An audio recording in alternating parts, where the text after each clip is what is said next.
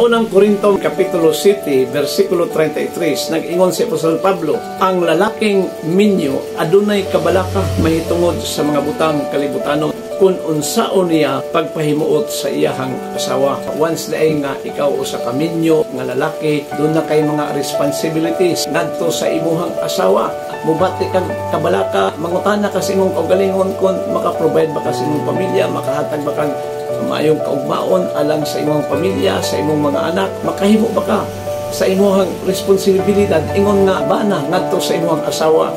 Ang atuang asawa dili nato pasakitan ang emosyon ug ang iyang physical na aspect sa iyang kinabuhi, o tinalang kabalutang mo appreciate ngadto sa atoang kapikas sa atoang asawa, atong ipakita niya ang mga pagdaig tungod kay ang babae mga igsoon kuyang mao nga malipay na sa magkon ato sa tagaan ug kalipay diya sa pagpahimuot kaniya ingon nga asawa.